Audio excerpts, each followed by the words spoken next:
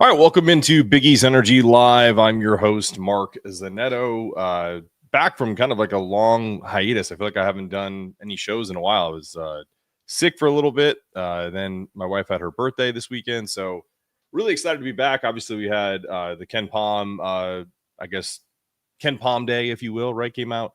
The UConn women are playing live as we speak. As I'm watching it in the background.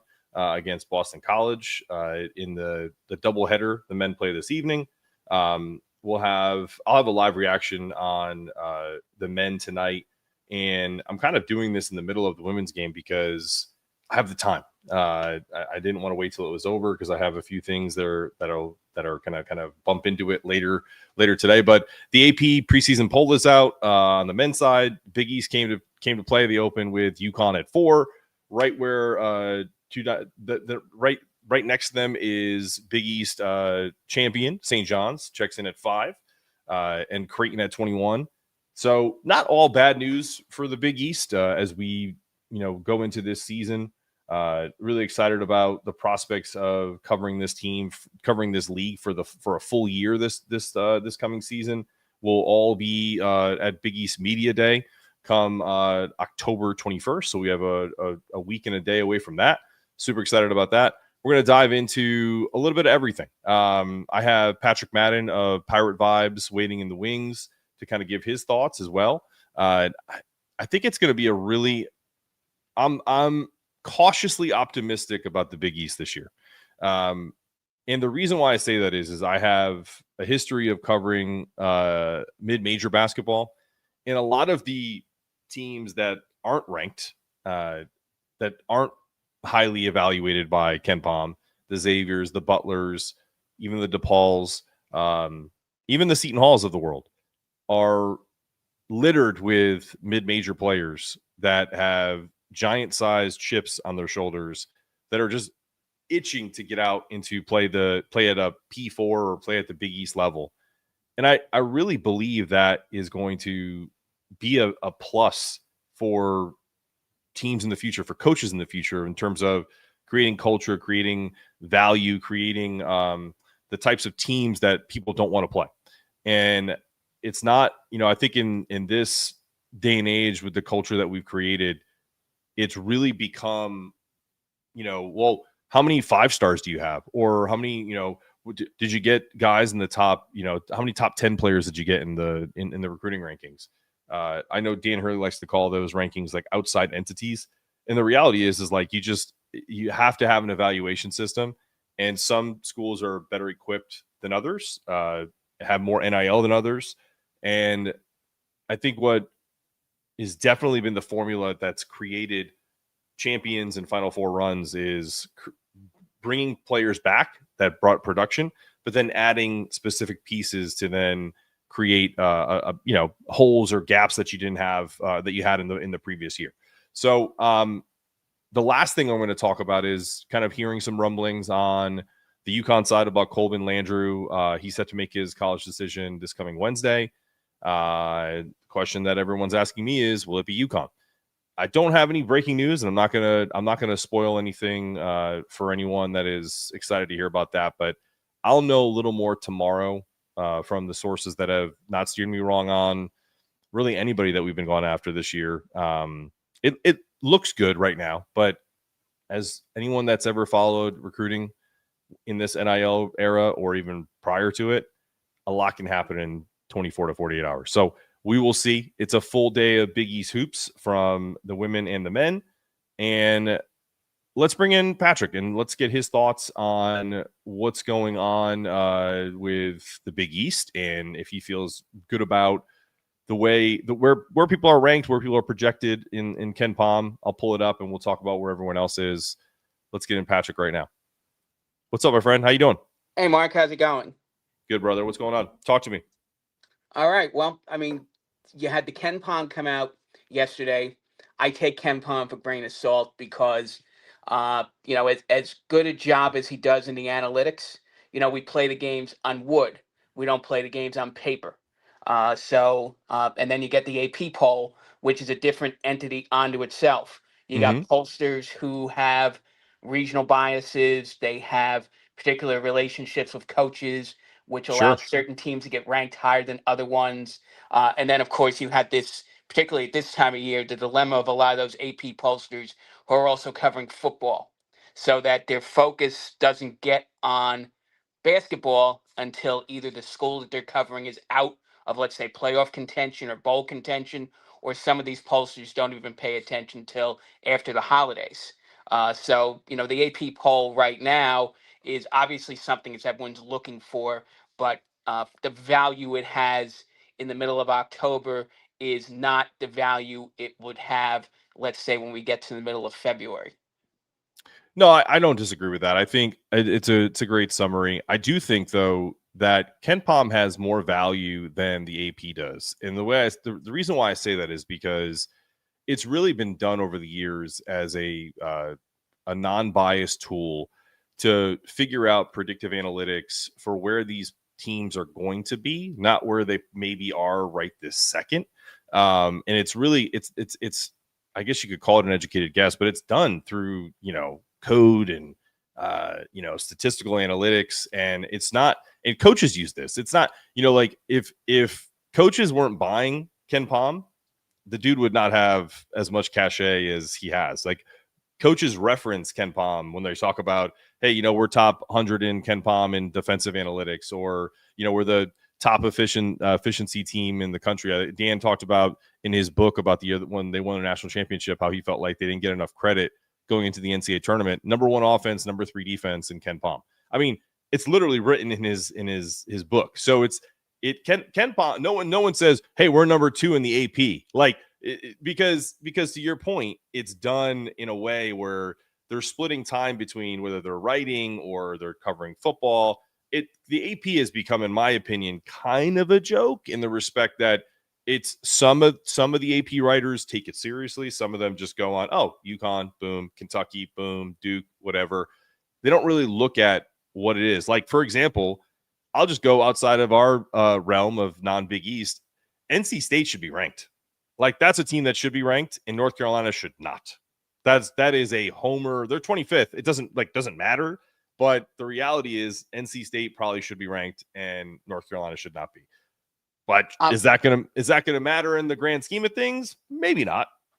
Let me back up on the KenPom thing, though. One of the problems with KenPom, particularly at this time of year, is that KenPom is using the database of 2024-25 statistics. So that there are a few schools who are, let's say, highly ranked or lower ranked in KenPom, but that's Mm-hmm. based on their performance last season. What happens is that by Christmas, the data cycles itself. Sure. So that when you start looking at KenPom numbers, let's say once conference play starts, you will see 2025-26 numbers. So that let's take St. John's, for example. St. John's is, I believe they ended up 14th in KenPom, which of course is Last year? causing. Yep. No. Well, this year. This year they're at 16. 16, right? Even worse, I guess, if you're from a St. John's perspective, Sure. and they think that KenPom has it out for them. When in Yeah. reality, unfortunately, what's happened is that KenPom is using the numbers from last year when St. John's did not, even though they went 31-5, they did not have a great KenPom ranking. I think they ended up as you said, they ended up 14th in 14th. the KenPom, which was a lot different than their seeding in the NCAA tournament, which was a 2 seed, which reflects you being a top 8 team, and their last polling in the AP was 5. So I think what the AP poll is going to do for St. John's is it's going to remind people, and remember that the NCAA tournament is picked by human beings. It's not put into, as much as we talk about, how the net looks or how the wins above bubble looks or how, some of the other analytics Torvik looks. Human beings still pick the tournament field.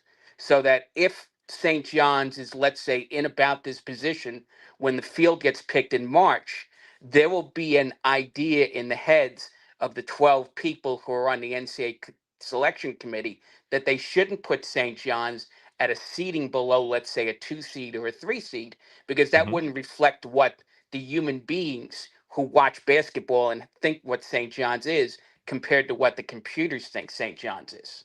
Yeah, and what I'll say is to back up honestly, it'd be better for our network if St. John's was like 3 in KenPom. So like I know people are going to think that it's about UConn versus St. John's, but it's just not. Like, I'll give you a great example. Last year, UConn, coming off of back-to-back national championships, was not rated highly in KenPom or even in our good friend Evan Mia at evanmia.com, who does a very similar style and is actually probably a better source of essentially player projections, team rankings, etc. We had him on last year during kind of the tournament selection, and I said, "Is UConn really going to be an 8 seed?" And he said, "Yes. Like their projection is exactly where they should be."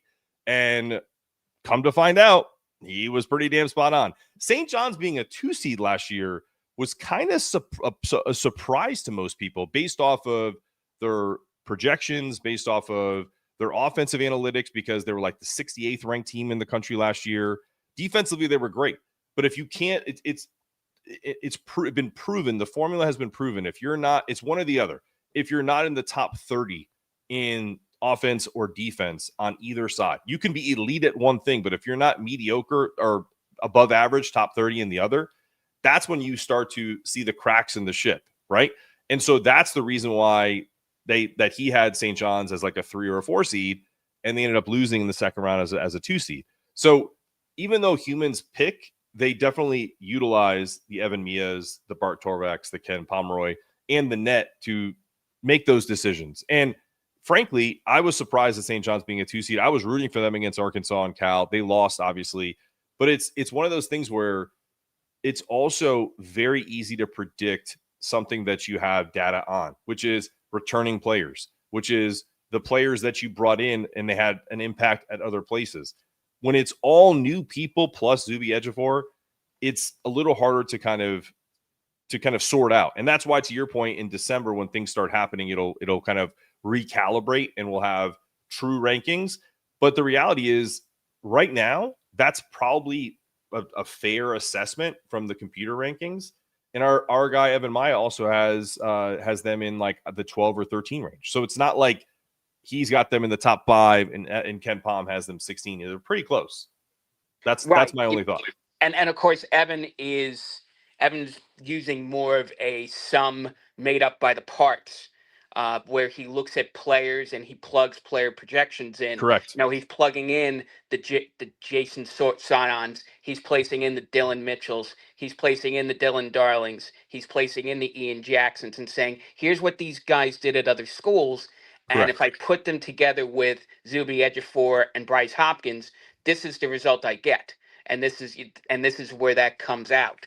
Well, another knock on St. John's ranking there is Bryce Hopkins. Like, can you? I mean, if you're a computer and you're trying to punch in statistics of what a person did last year, he didn't play last year. So like, do you have to go back to the previous year? So like, I think that's actually really what it comes down to, and it doesn't matter, because only thing that matters. Because guess what? As UConn fans know, a couple years back, they weren't even ranked in the top 25 when they won a national championship in 22-23. So it matters about. But their analytics were good. Their analytics were good, but they weren't highly ranked in terms of. I think they were in the top 30 in KenPom. They weren't like a top 10 team by KenPom. Right, but they had those metrics that you talked about. Another team I'd use an example of at that point would be Purdue. Purdue going into the upset by Fairleigh Dickinson in 2023, whereas Purdue was, I think, number 1 in offense. Zach Edey, all those guys. Braden Smith was on that team, so they had a lot of offensive weapons. Unfortunately, their defense going into the NCAA tournament that year was, I think, they were ranked around 100 defensively. Yeah. So one of the problems is that, you're sitting there, and Purdue's a number 1 seed because they won the Big Ten. They were in the top 5 all year. They had a player, they had an All-American in Zach Edey at center. So you couldn't deny them the type of seeding they got. And the net, I think, had them at like 3 or 4. So if the net has you up there, all signs point to Purdue as a number 1 team. And I think part of what happens with the selection committee is they don't use the analytics as much as we think they do. Because again, human beings, they're going off what their feelings are. Sometimes they're going off of what they think the general public is going to want to see. I want to see the Big Ten champion as a number one seed, as opposed to, let's say, I'll use an example of Houston. Uh, People may not want to see Houston as much as a number one seed because, Houston plays a relatively ugly brand of basketball, even though Houston is top 10 in both offense and defense in the analytics. So I think that part of that is in the fact, and part of that went in the St. John's last year. Everyone loved the story of Rick Pitino. Everyone loved the story of St. John's coming back from being down for so long. So I think that's something which the committee wanted to play into or Sure. lean into when they gave him a two seed, with the hope that Pitino was going to go a lot further in the tournament than losing in the first weekend to Arkansas. Yeah, and listen, they can say that they don't do this, but they also set up those matchups. They were hoping for a Patino Cal in Providence matchup, right? And I'll be honest with you, we have Rocco Miller on all the time of the Bracketeer, and he talks about what the committee does and what it doesn't do, and they do look at analytics, but you're right, it does come down to not only do they have their biases, but and I straight up asked Rocco last year when we had him on about seeding. And essentially it was just like, how the hell can you have North Carolina in? And I asked him like straight up, Bubba Cunningham. Like how does a guy like him, who is essentially the athletic director, become essentially the guy that they're all trying to please, right? Because that's just so that's part of this is like I'll ask you that question. Do you think going forward, because I certainly don't, there should be bracketologists who do this for a living. That's a real thing. Bracketologists make a living doing this. That's who should be doing the seating, not ADs, not athletic directors, from different conferences that have their own set of agendas and needs and wants. Those guys should be not a part of who selects college basketball, because no disrespect, I don't know if does Bubba Cunningham watch Big East basketball? Probably not. Like, give me a break. Like, these guys who do the analytics, who do the bracketology stuff, are about getting the best teams in, not satisfying ACC, Big East, Big Ten, SEC, whoever. Let's cycle back to the episode you did with Casey Matthews late last week, talking about why the field expanded to 76 or some other factors. The most important people with the NCAA are the conference commissioners and the media people and the big time ADs at those power conference schools, the Greg Sankeys, the Brent Yormaks, people like that who want to see a certain field developed, and they don't want to give their power up. The problem is that if you let Rocco Miller and Jonathan Warner of Making the Madness, another bracketologist, and a couple of Lucas Harkins does some bracketology for the Field of 68. When you let guys like that select the field, you are taking your power away. Again, using Bubba Cunningham as an unfortunate example here, if Rocco Miller and a couple of the other bracketologists were making the field, North Carolina doesn't make it. So part of the reason why Bubba Cunningham likes being the athletic director at North Carolina, and Greg Sankey likes being the SEC commissioner, and David Benedict likes being the athletic director at UConn, is that they get the power to do these type of things, to get to be on the NCAA selection committee. So that, giving that up to, people, sort of like giving it up to a computer. What if we let KenPom or Evan Maya set the NCAA tournament field? I'd be more than happy to do that. We'd be happy to do it, but the people who really make all the money and like being at the face of college athletics don't want that. So you'd be surprised though. Like they're and I learned that how those commissioner, the NCAA tournament committee president or whatever, like they serve a term. It's kind of silly. Like there's no. I learned that late last year. Like I didn't know how that all worked. I asked Rocco and on the show, and he kind of broke it down for us. And like they're basically wined and dined by like the city and like that's hosting the Final Four. So the reality is like I know Dave Benedict pretty well, a guy like that. I'd be shocked if he ever wanted to do something like that. The one thing that I do like about Dave is that he is not afraid to say things like, hey, when we talk about the women's NCAA tournament is, we've won this thing a few times, so you might want to ask us like how we feel about certain things, because we know when it's a good turn, when the tournaments run well and when it's not, because we've gone through multiple layers of whether it's the first round, second round, Final Four, etc. But they don't do that. And Gino Auriemma is another one talking about how the men's tournament is run better than the women's. And he's like, you might want to think about asking the people that run the men's tournament, but they're smarter than me. So there are definitely advocates who don't want that power, but will speak out against it. But we're going off on a tangent. So how do you feel about Creighton being where they were in KenPom and where they are in the AP? I think it's like a 19 spot spread. They were 40th in KenPom, 41, somewhere in that range. And they are 21st in the AP poll. I'm actually surprised that they got ranked in the AP poll, because I think there's the conventional wisdom is that you lose Ryan Kalkbrenner, who is the All-American at center. You lose Stephen Ashworth, who is one of the best point guards in the country. And your perception is that Creighton's going to have a down season. But then, of course, a lot of people have talked up what Greg McDermott did in the transfer portal. They're 35th in KenPom. Sorry, I don't mean to cut you off. 35th in KenPom. Yeah, you talk about, well, KenPom's gonna look at last year's numbers, and I think probably look how great Kalkbrenner was on defense. It's definitely KenPom's going to knock their defensive rankings a lot, taking Kalkbrenner out of the equation. But then you look at the guys who have. But then they've gotten a lot of positive attention from what they did in the transfer portal, between Josh Dix, Owen Friedman, Nick Graves. And I think that the humans who are doing the AP polling, still have a lot of respect. And of course, Creighton's got a track record of doing it year in and year out. Over in the 2020s, they've always been in the top 4 in the Big East. I don't think they've ever been seeded anything lower than 9 in the NCAA tournament. In terms of a seeding, they had that trip to the Elite Eight in 2023, a Sweet 16 trip in 2022. So Creighton is a brand.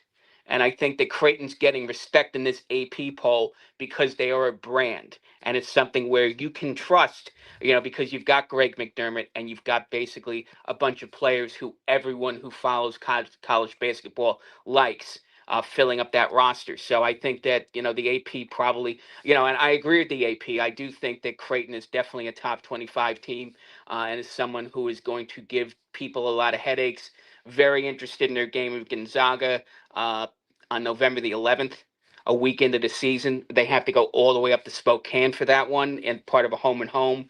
So we'll see how they match up against another team who's a top 25 team, who sort of who sort of fits the same profile as they do.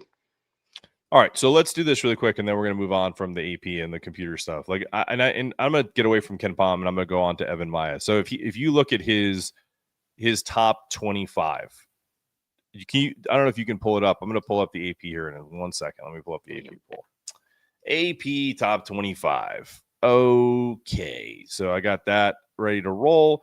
I just want to see the disparity between what the people have and what my friend Evan Miyakawa has, because he is, to me, I'd rather listen to his rankings than KenPom, just because like we talked about, he does a better job of putting everything together.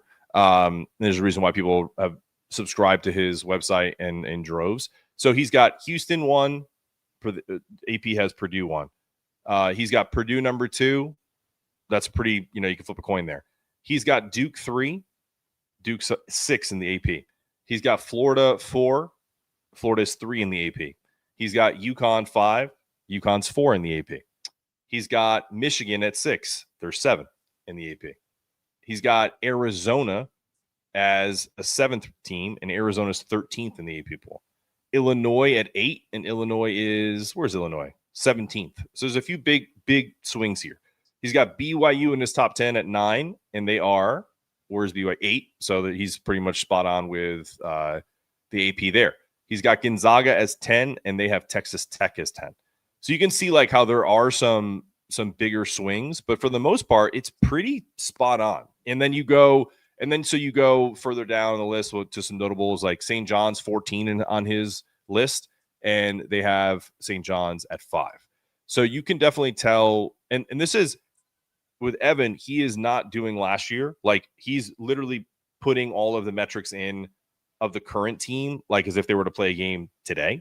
right? Although he's So using last year's statistics, though, I think true, that's but maybe an important distinction that he makes here, which is like, for example, what's Dylan Mitchell going to do at St. John's relative to what he did at Cincinnati? What's Ian Jackson going to do at St. John's right. relative to But North Ken Carolina? Pom isn't doing that. That's kind of the point. Right.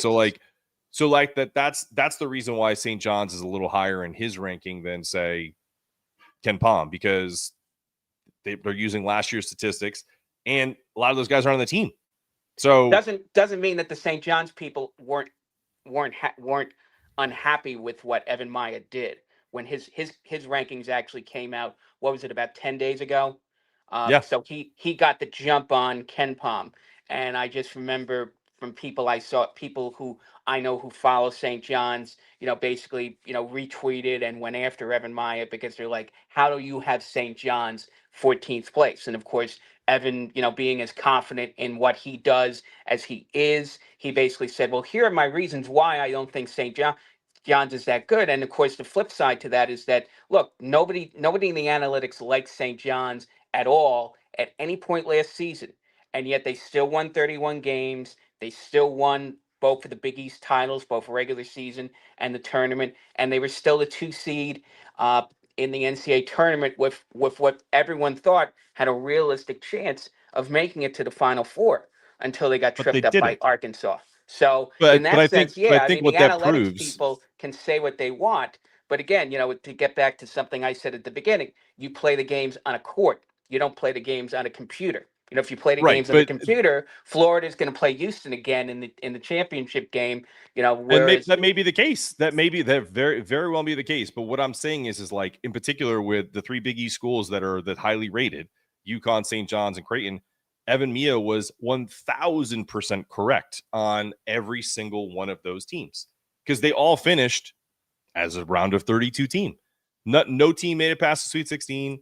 No team made a run. As much as it pained me to for UConn when I was there in Raleigh when they lost to Florida, the eventual national champion, had them on the ropes, cool, but they lost. Same thing with it. Listen, it takes nothing away from what St. John's did in the regular season, but the NCAA tournament is where you make your bones. Patino would agree with this statement to begin with. Fantastic, 31 wins, awesome. Big East championship, fantastic. But the reality is, when you get in the tournament, you as a 2 seed in particular. It's not like they were an 8 or a 9. They have to win that game. They have to move past that. At least get to a Sweet 16. I don't know any St. John's, like realistic St. John's fan, not pie in the sky psychopaths that are talking about how amazing St. John's is, that thought last year's ending was what a season. You know what I mean? Like they may talk about the regular season in defense of their team, but the reality is they fell way short of where they're internally felt like they should have been. Right, and then there was all the talk. If you listen to their podcasts and you listen to some of their fans, they all were thinking this was going to be the 40th anniversary Oh, of 1,000%. Lexington in 1985. They were going to do it for Louis Carnesecca. All that sort of talk about, there's something predestined about this St. John's game, when unfortunately it was predestined that their offensive weaknesses were going to cause them to come up short against a team like Arkansas, who happened to fit a very similar profile to them in terms of their style of play. It's just that St. John's had two of their better players, Kadari Richmond and RJ Lewis, have horrible games in that matchup against Arkansas that got them knocked out of the tournament. Right. And I think what it comes down to for me is the reason why I'm pro and heavy analytics is because it's very rare. There are very few outliers that buck the trend. Like every time an outlier happens, that's when people go, oh, see, the analytics don't tell you a story. But then if you go back like for 10 years, the analytics tells a story for like the other 9. So like for every 10 years, 9 times out of 10, the analytics is pretty spot on. So what that tells you is, like we talked about, you have to be in the top 30 in both offense and defense. You either have to be elite at one thing and so at another for you to be good. Like for example, Houston, who probably should have won the national championship last year. They choke job by Duke. They get past that, but they probably should have beat Florida, and Florida ended up coming back on them and winning. So it's kind of like a reverse. But that's been the Kelvin Sampson bugaboo, where his teams are so good defensively that they don't end up scoring enough to win championships. Well, he's got a few guys who can create their own shot, and they still do all the things that he's known for. You're every now and then now, these coaches that, especially a guy like Hurley, a guy like even Rick Pitino himself, they've gone away from this, like, I'm going to just grind out games. Do they need guys who can put the ball in the hole?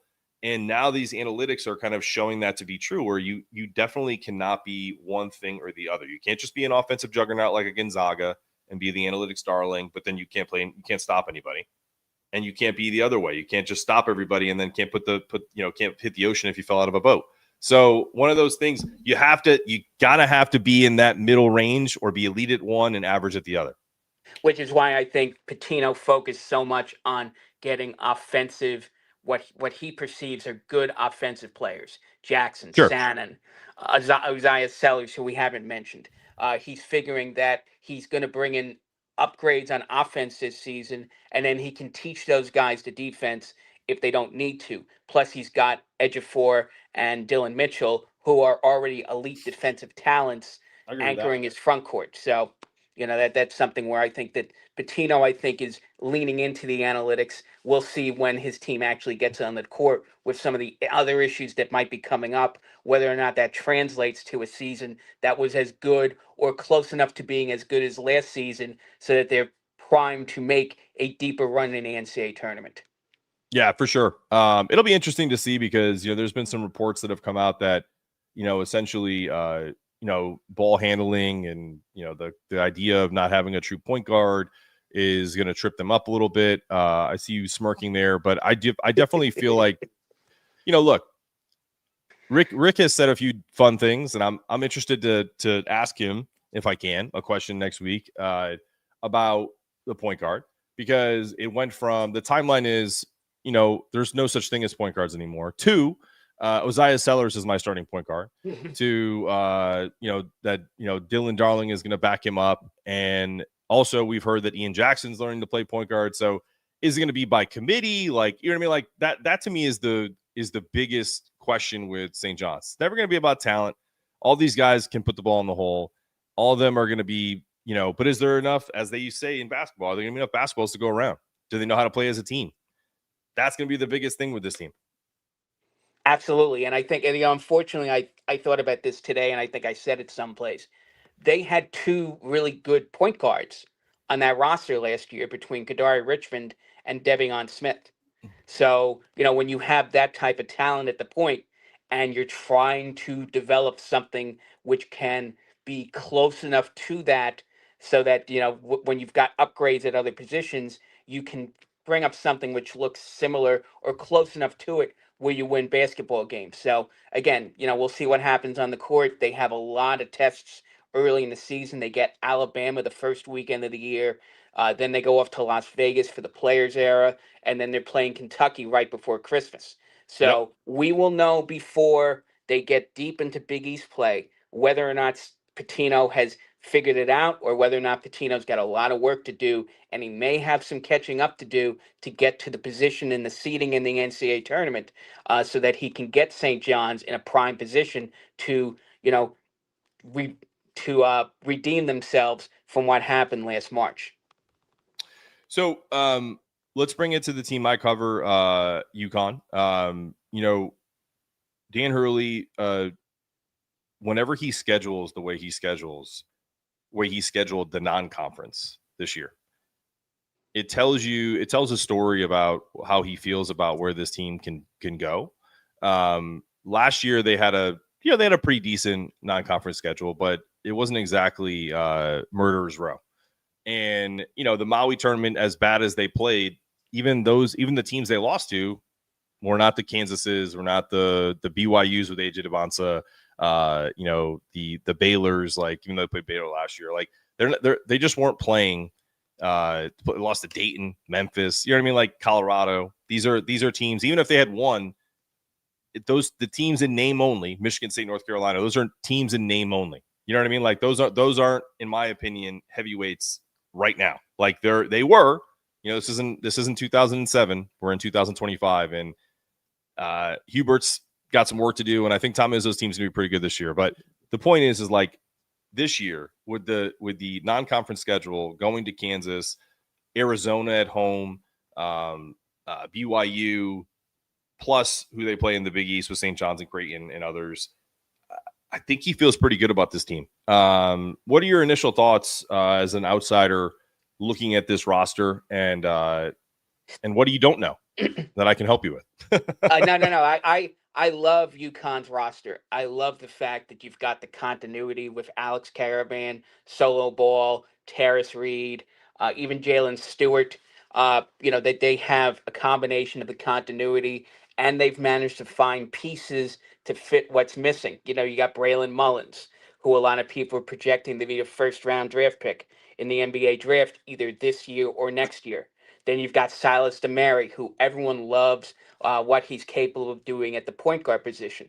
And then when he's healthy, you have a very nice backup in Malachi Smith from Dayton, who, that one of the things which helped UConn in their championship runs is that when Tristan Newton needed a blow, you had Hassan Diarra, and that the drop off was not significant for the 10 or 15 minutes you need to give Newton a rest.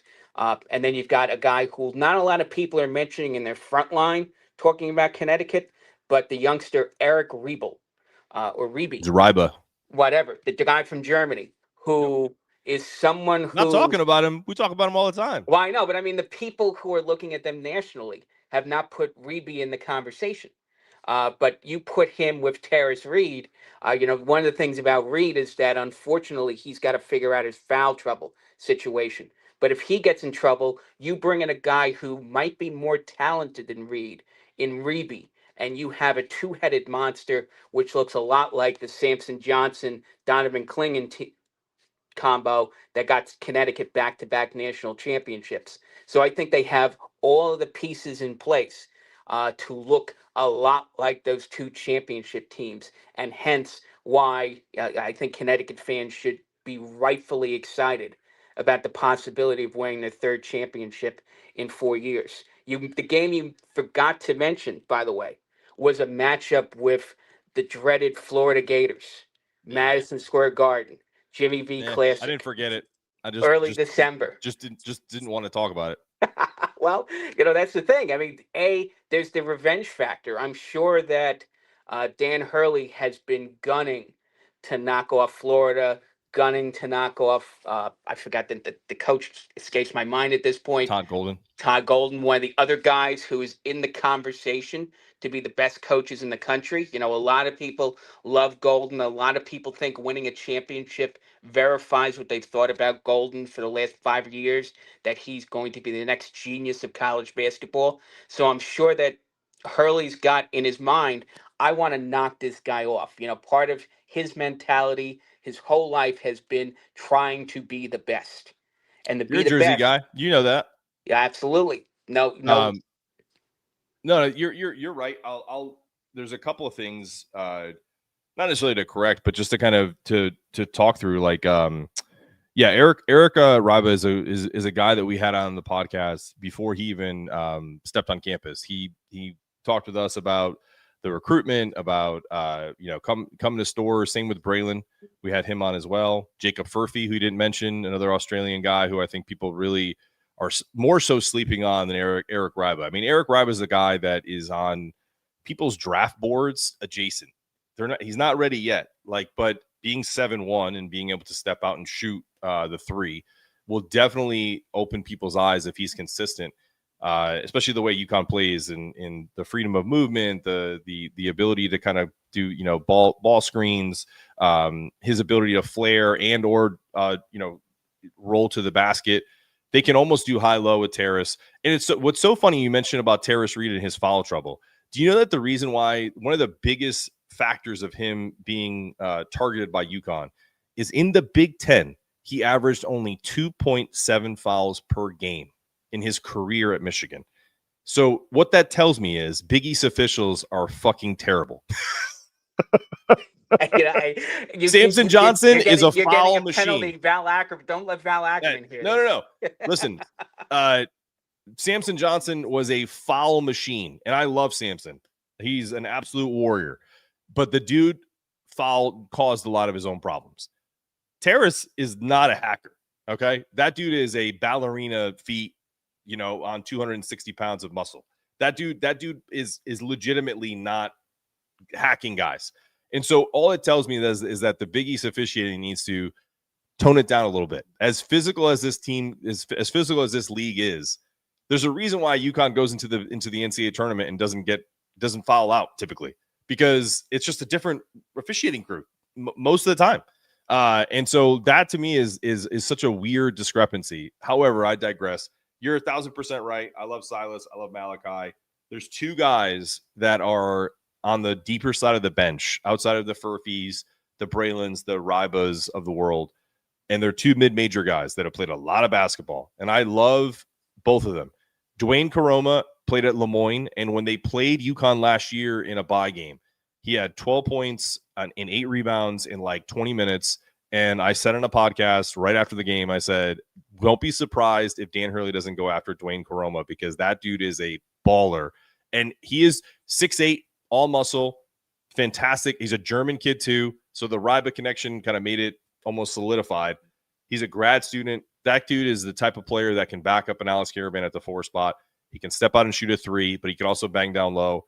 I love that kid. And then Alec Melander, who played at IU Indy, was a point guard for them, shot at 44% from 3 at the mid-major level, played like 150-something plus games already. Like the dude is the best part about this team this year is Dan Hurley went into this year and said, there's no way that we're going to be without guys who can handle the ball. They got Silas, they got Malachi, Braylon, Solo. It's if someone gets hurt, Alec, they have multiple contingency plans. So Hassan last year on a bad knee, he'd get a rest this year if he was playing on this team, right? And Malachi is, to me, is such an underrated get. Like that dude averaged almost 11 points a game for Dayton. He's got so much more to his game. This is no disrespect to Hassan Diarra, who I just texted the other day. Fantastic dude. Love him. He's playing in Israel. Wish him the best.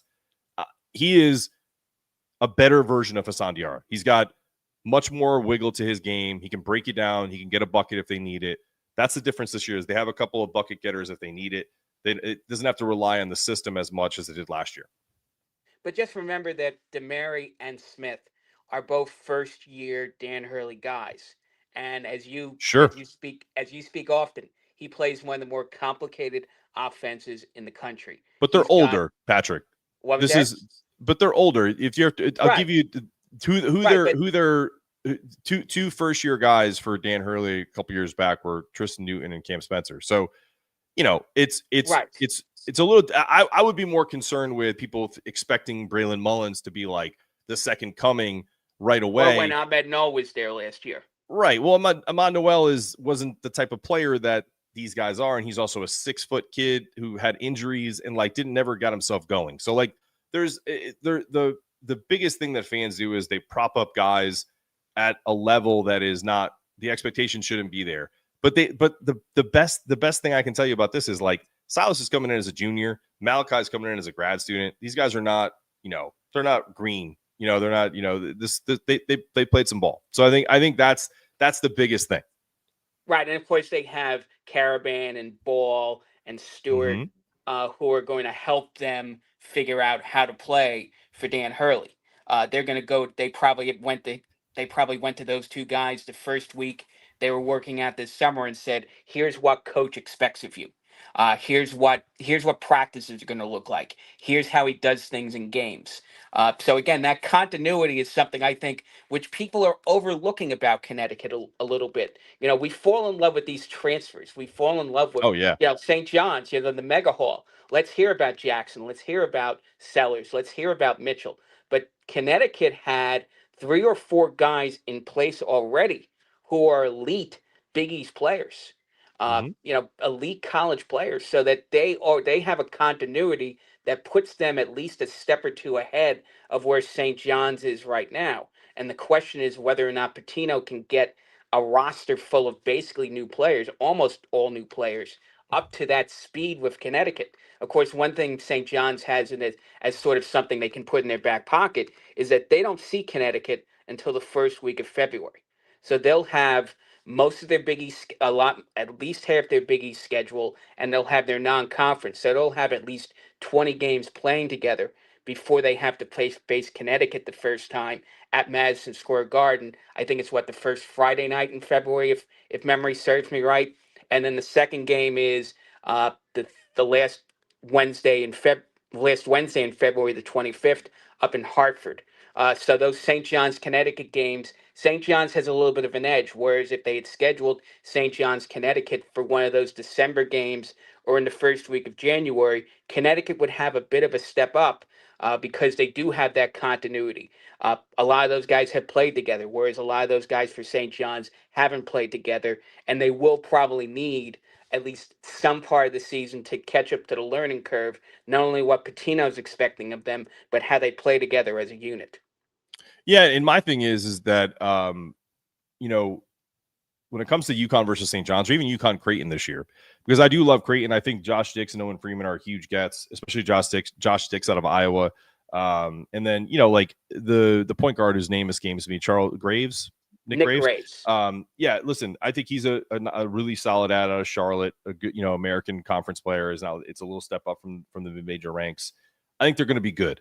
But I think the thing that puts UConn ahead of both of them this year, just in terms of, even if you say that St. John's has more talent, even if I was to say that that's true, and I'm not sure that that's the case, I think it's pretty, you can flip a coin on that.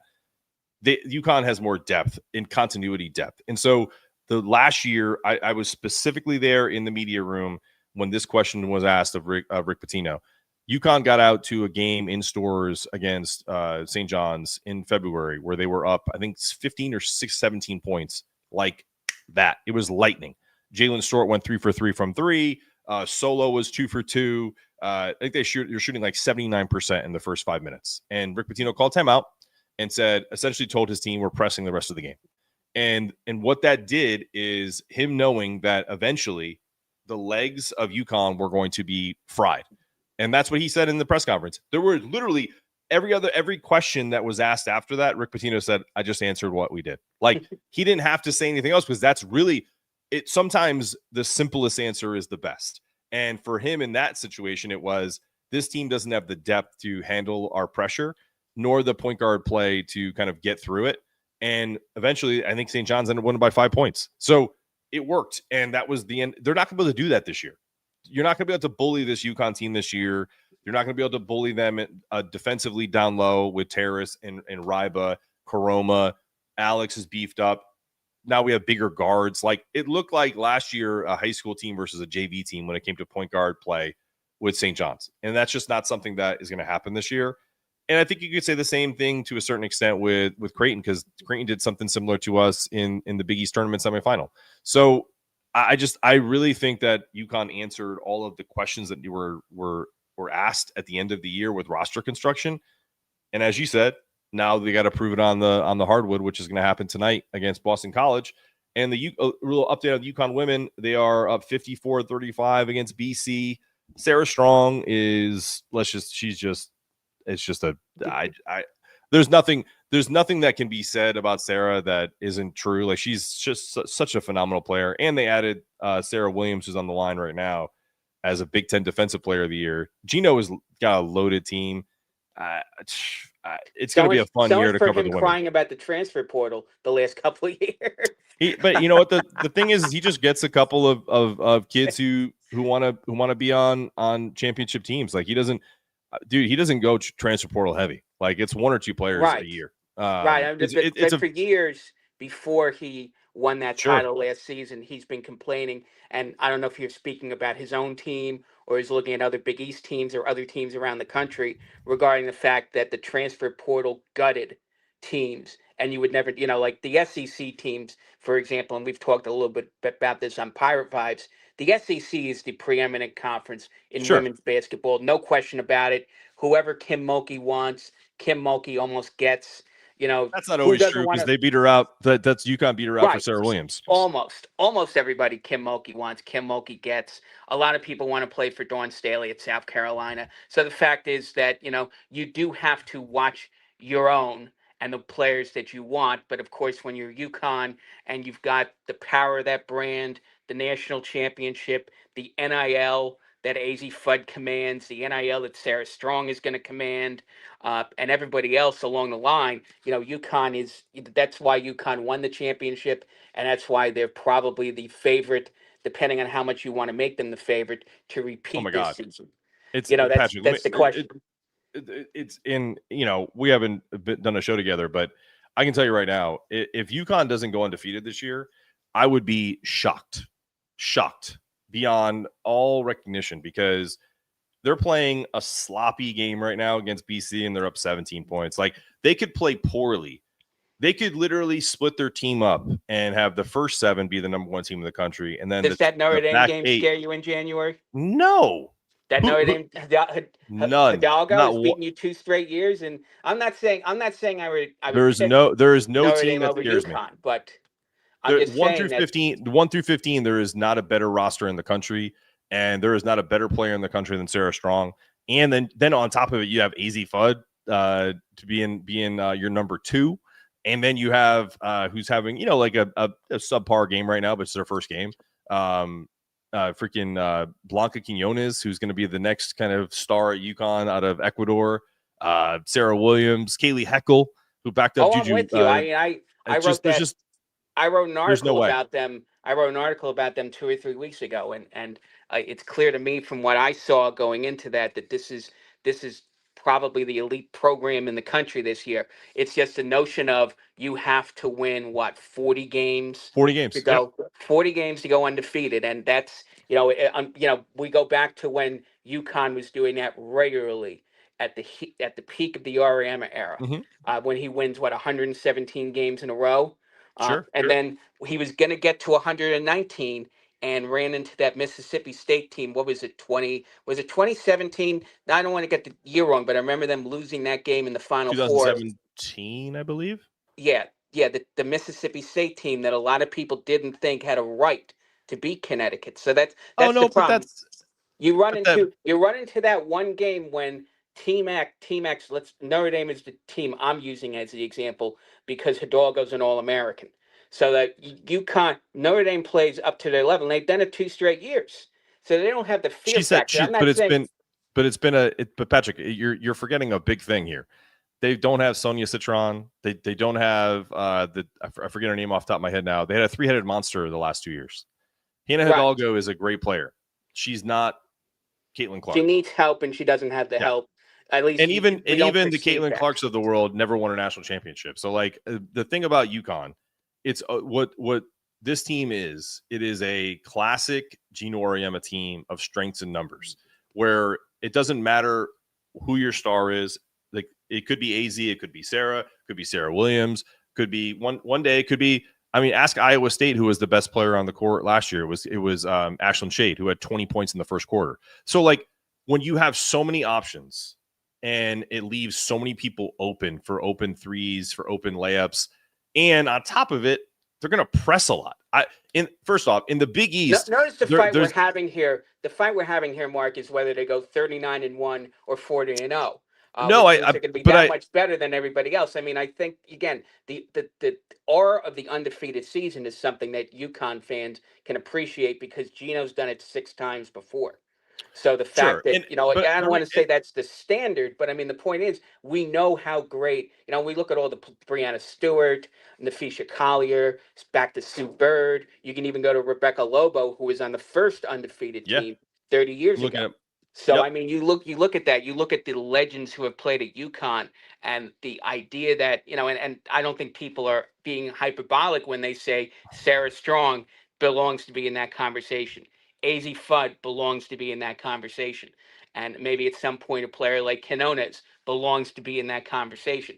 So that's sort of we can leave this as saying UConn is definitely the favorite to repeat as national champions. Oh God, yeah. The intriguing subplot is whether or not they can run the table, go 40-0, and give Gino his 7th undefeated season, which cements his position as the greatest to coach women's basketball. Yeah, no, I think they could go 20-10 and he's still the greatest to ever do it. Well, the point is, what I mean? Like, so So no, I think your summation is correct. Like it's not a fight over whether or not they're gonna go 40-0 or 39-1. I was literally, you were saying that Notre Dame scared me last year when we didn't have AZ Fudd. But this I mean, year, if this USC doesn't the scare you because they don't the have the they don't biggest the have biggest whoever threat, they're supposed to have. I did a show about a month ago. The biggest threat to UConn this season is UConn. And all that means is they have to stay healthy and they have to gel. And knowing Gino, this team is going to have, and listen, I love Big East basketball, but we both know that Big East women's basketball is not as competitive as the men's side. One of the luxury that UConn has in playing in the Big East this year is they're going to have a lot of time to get all their ducks in a row for the NCAA tournament. So even if they don't go undefeated, if they lose a game or two to Tennessee, like they did last year, or maybe to Notre Dame, when NCAA tournament time comes, they're going to look like that juggernaut that they just ran through the Big East tournament, the NCAA tournament last year. So that was a classic Gino run through the tournament. They did have one little blip against USC that Kiki Irfan had a good game. UCLA had a little bit of what's the word? Gave them a little bit of issues, but for the most part, I don't think anyone was ever worried about UConn losing any games in the tournament. All right, so the one last thing I will bring up, and I know, Patrick, this has nothing to do with you, so just hang with me for a second. But the only intel that I've gathered about Colvin Landrew is probably the same stuff that people have heard. So I don't have any new information, but what I can tell you is that by Wednesday, I believe at noon, we'll all know the answer. And one of the things that and this is all from a reliable source, and I've also seen people that are on Truly Donovan's, I guess it's a Discord. I don't subscribe to him, but he's been reporting the same thing, which is that and just this is kind of why I want you to comment on this, Patrick, because I think people don't truly understand. People give the players a lot of shit, and I don't, and sometimes deservedly so, and sometimes undeservedly. And the reason why I say that is because in this instance, if all the things are led to be true, which I believe they are, especially with the source that I talked to, who's very, very reliable and has steered me right with the Cole Kluwer UConn versus NC State. We told you it was NC State. He went to NC State. When it came to Junior County, told me he was going to go to UConn for XYZ reasons. He's a UConn player. With Colvin Landrew, he's got 3 avenues. He has a top 6, but we've talked about it being Louisville and UConn. The third avenue is Mississippi State. And the reason why is his parents want him to go to Mississippi State. His coach, likely because he has a side deal with Louisville, wants him to go to Louisville. And his agent wants him to go to UConn. So the pressure on this kid, 18 years old, to choose one of those 3 options, of which he'll be handsomely paid no matter where he goes. So that's the part that maybe some people are like, who cares? He's going to get paid no matter what. But the reality is, if you're an 18-year-old kid and you got 3 people telling you, 3 trusted people telling you, or 3 entities telling you that you should go to one place, I wonder what the kid actually really wants to do.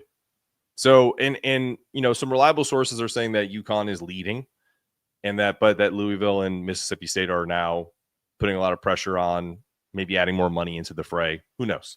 So what I'll tell you is that we'll know all of it on Wednesday. What are your thoughts on this? Forget about it being Colvin Landrew, but if in this specific scenario, what do you think about recruiting in today's day and age? You've got it's, I guess, in the one sense. I mean, I remember. I don't know if you've definitely seen the movie Blue Chips, Yes, the Nick Nolte movie. of Bobby Knight course. was in it. Rick Pitino was in it. They talk about when he was trying to in the fictional world. Unfortunately, that world is all too real. And again, this is just the type of thing where there are so many influences. I mean, the first problem is kids were not as exposed as they are now. If a kid like that's on social media, everyone can jump into his face. Everyone can tag him Sure. and say, "Go to Mississippi State. Go to Auburn or wherever, go to UConn, go to wherever. So you've got too many people in your ear telling you to do so many things. And you've just sort of, because this is so important for these players, because where you go to college is going to set you up, hopefully, in a case like his, to what's going to happen to him as a pro. And then unfortunately, that with a kid like this, particularly in the NIL era, there are so many other things at play. Who's offering you the best package money wise? Who's offering you more playing time otherwise? Where can you win a championship otherwise? So there are so many things in place that weren't there for players 20, 30 years ago, that now they have to factor in. Whereas kids, I'll use an example of a guy near and dear, a guy like, let's say, Chris Smith back in the day, or even Emeka Okafor, where their number one concern was, which coach do I like to play for the most, Sure. and which team or which program is going to allow me to be my best self as a player when I get out of it. But now I've got so many other things to worry about in 2025 that you didn't have to worry about in 2005 or 1995.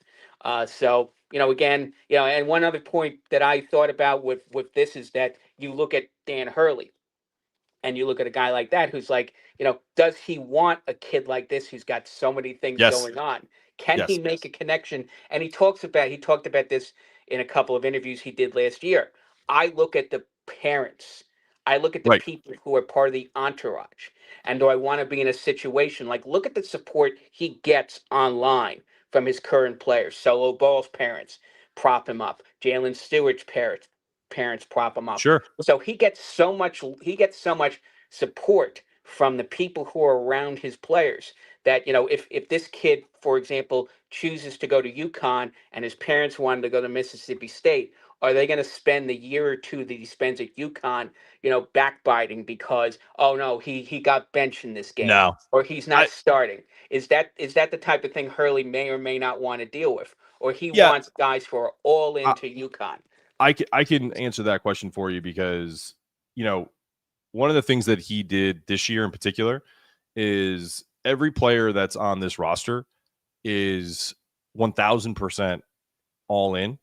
And last year, there were questions about certain players, Ahmad Noel, Aiden Mahaney, a few others that really kind of that was the concern in roster construction is were they truly like Big East guys? Were they UConn guys? Were they Hurley guys?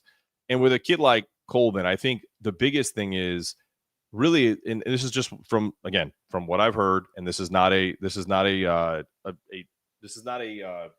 firsthand account. Like I didn't talk to his parents, but I think the biggest thing about the Mississippi State thing is like they're not getting money from Mississippi State. The coach, the AAU coach, might be like I can't confirm or deny that, but his parents are more thinking about staying. I mean, he's in Georgia, like he's in the same conference that Stephon Castle played. Steph's parents have like weighed in on this and are trying to get this kid to come to UConn.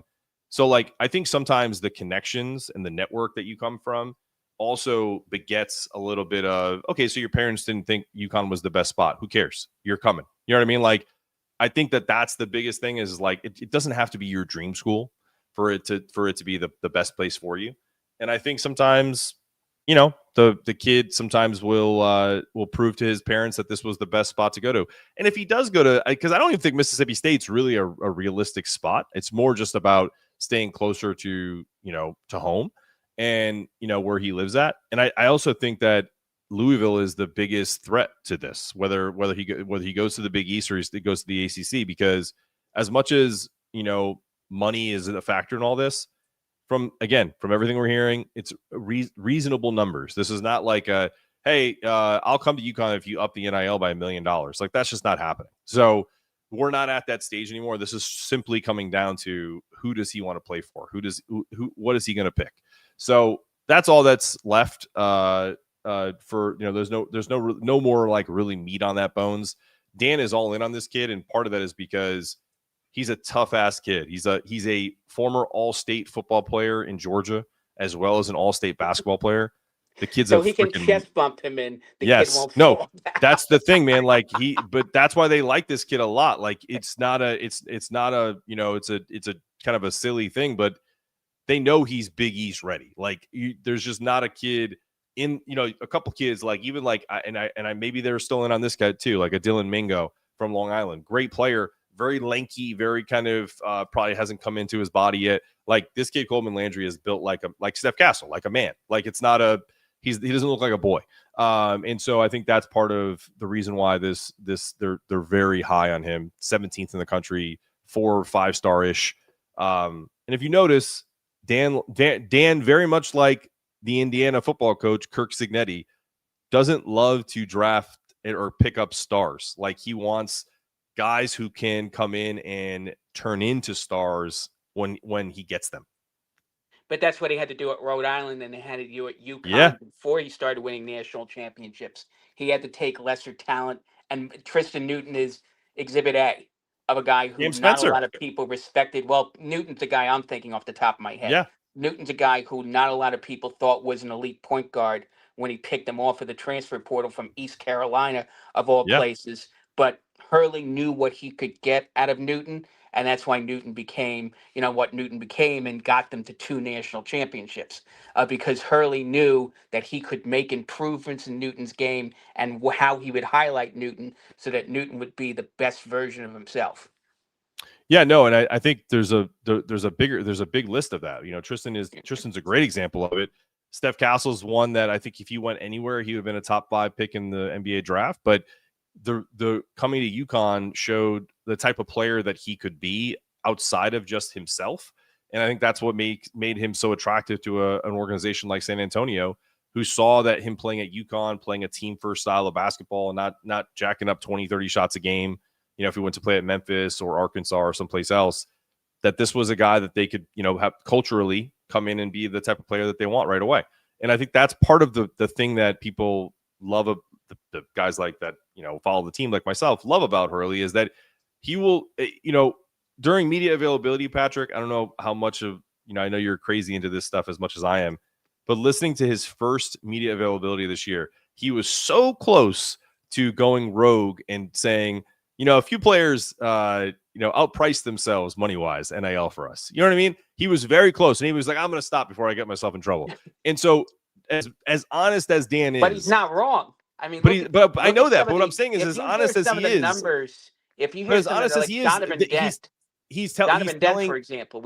I know that, Patrick, but he's telling UConn fans that don't get, and Big East fans in particular, don't get enamored with the numbers. Like, the players come in, and if they, to your point, they got to play ball. Like you don't want guys who price themselves at $3 million, $4 million.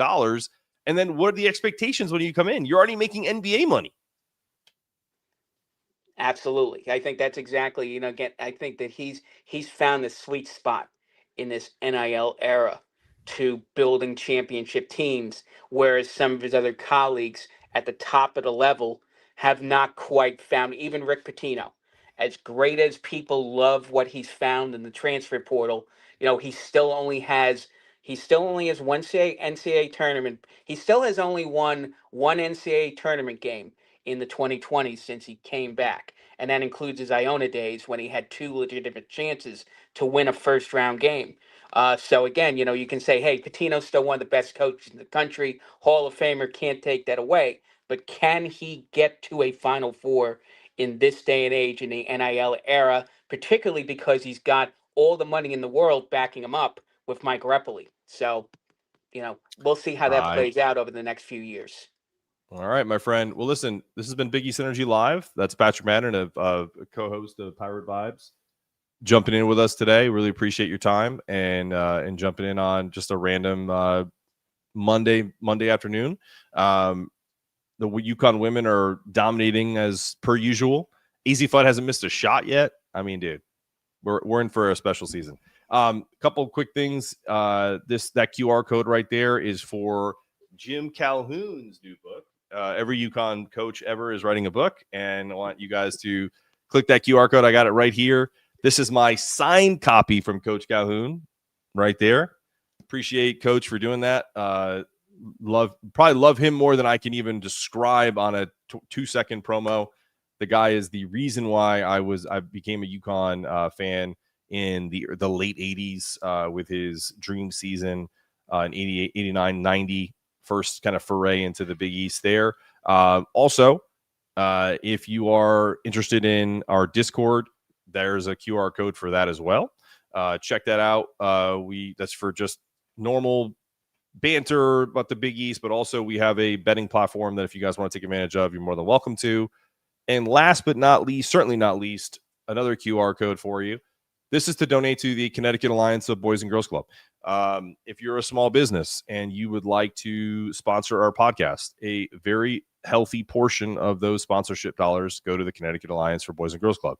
So if you are just a normal person and want to donate to the cause here, hit that link. It gives you it sends you straight to a payment option that is, it's $10 a month. You donate to it, done. That's all it is.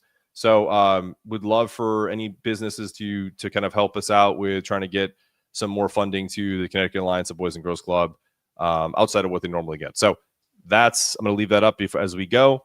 Patrick, any final thoughts before we say sayonara?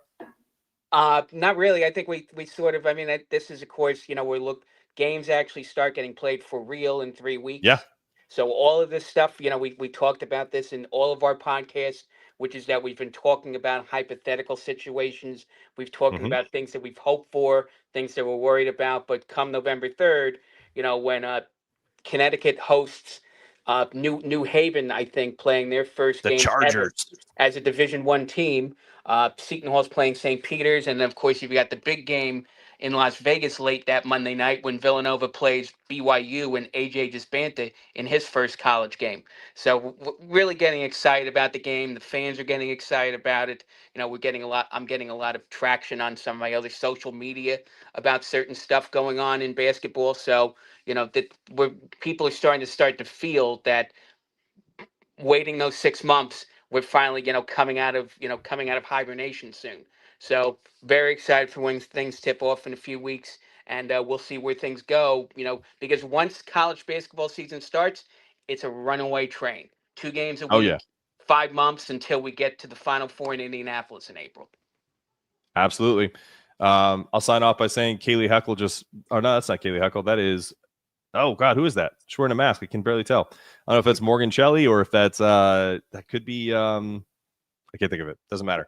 Just banged a 3 from the corner there. 73-49 UConn over BC right now. Just dominating defensively. I'm telling you, defensive is going to be this team's calling card.